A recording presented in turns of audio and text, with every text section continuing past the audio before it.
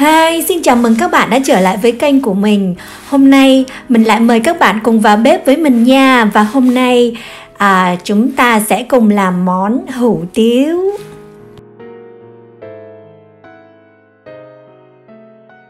Đầu tiên chúng ta sẽ đi rửa cái miếng sườn này cho thiệt là sạch để chúng ta sẽ hầm và lấy nước ngọt cho cái nước lèo của hủ tiếu của chúng ta ha các bạn. Sau khi rửa sạch thì chúng ta sẽ trụng qua nước sôi cho nó thiệt là sạch, rồi chúng ta mới bỏ vào hầm nước nha, để cho nó sạch và nước nó trong. Sau khi nước trong nồi đã sôi, chúng ta sẽ cho từng miếng sườn vào để hầm nha các bạn.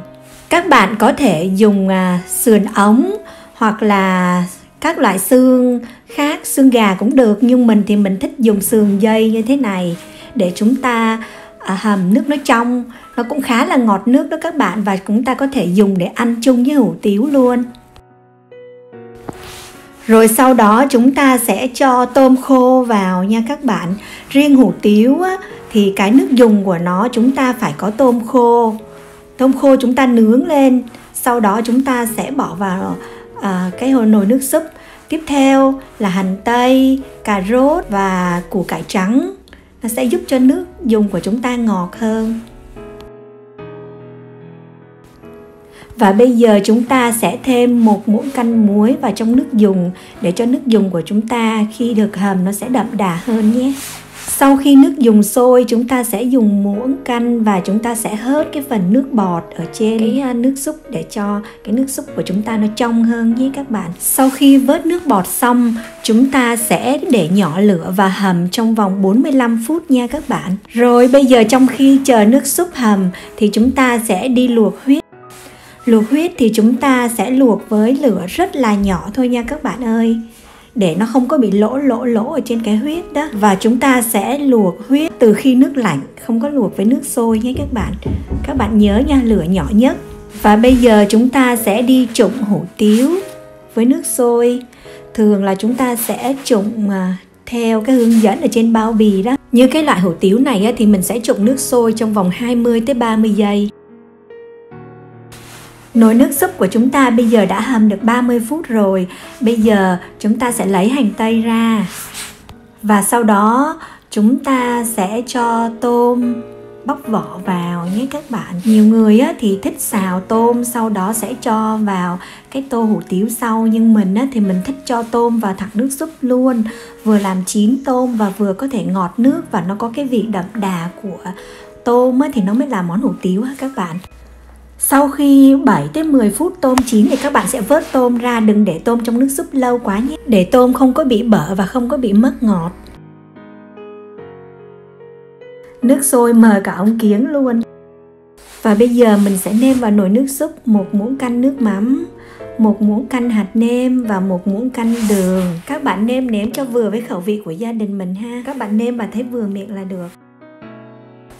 Và tiếp theo mình sẽ cho bò viên và huyết vào trong cái nồi nước súp này nha. Bò viên các bạn nên xắt mỏng cho nó mau chín ha. Huyết thì mình luộc cũng gần chín rồi, và bây giờ chúng ta sẽ bỏ vào nước súp một lần nữa cho nó chín luôn. Rồi bây giờ chúng ta sẽ sắp hủ tiếu ra tô nha các bạn. Thêm 1 miếng rau xà lách, 1 miếng rau tần ô, miếng giá. Và đặc biệt là hủ tiếu là phải có hẹ và phải có tỏi phi thì nó mới ra hủ tiếu nhé các bạn. Đặc biệt là phải luôn có mỡ tỏi và hẹ. Đây là hai cái loại nguyên liệu sẽ làm nên cái hương vị đặc trưng của món hủ tiếu. Nếu mà trứng ra thì chúng ta cần phải có món tóp mỡ nữa, nhưng mà do mình ngại ăn mỡ nên mình không có làm. Rồi chúng ta sẽ rắc lên một ít tiêu. Rồi cho tôm. Tôm hồi nãy chúng ta đã luộc trong nước súp và chúng ta bỏ ra đĩa trước đó. Bây giờ chúng ta sẽ xóc vào tô nhé các bạn. Rồi và bây giờ chúng ta sẽ chan nước vào tô nhé các bạn. Wow, nhìn rất là hấp dẫn phải không nè? Khói nghi ngút luôn.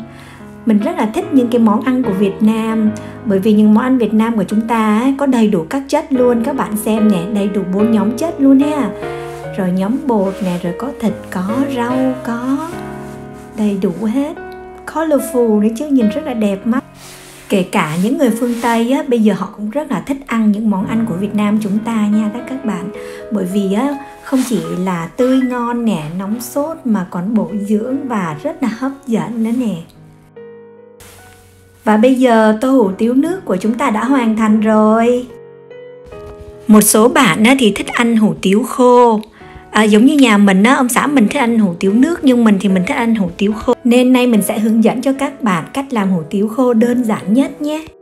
Phần nước sốt của chúng ta thì rất là đơn giản thôi. Các bạn chỉ cần phi thơm tỏi, sau đó cho vào một muỗng canh nước tương và một muỗng cà phê đường và chúng ta nấu sôi lên. Vậy là xong. Phần hủ tiếu sau khi đã trụng xong, chúng ta sẽ cho vào một muỗng cà phê tỏi phi và chúng ta sẽ trộn đều lên nhé các bạn.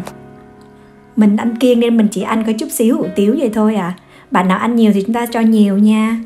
Chúng ta trộn mỡ tỏi trước để cho nó thấm đều, và đặc biệt là cái sợi hủ tiếu nó không có bị dính đó các bạn. Rồi sau đó chúng ta sẽ cho vào một muỗng canh cái phần nước sốt hồi nãy chúng ta mới nấu và chúng ta tiếp tục đảo đều lên nhé các bạn. Rồi bây giờ chúng ta sẽ đổ cái phần hủ tiếu khô mà chúng ta vừa trộn vào tô. Có sẵn rau xà lách và hẹ và thưởng thức thôi. Và tiếp theo chúng ta sẽ cho sườn vào đây nè, tôm, rồi bò viên.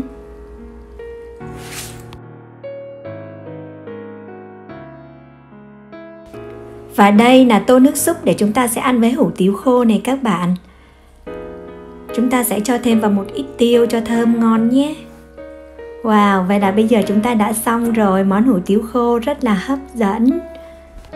Cách làm thì cũng quá là đơn giản phải không các bạn nè? Các bạn hãy bắt tay vào và làm cho gia đình mình ăn nhé. Nếu các bạn thấy hay, nhớ cho mình một like và nhớ subscribe để nhận được những video tiếp theo nhé. Xin chào và hẹn gặp lại các bạn trong những video tiếp theo. Bye bye!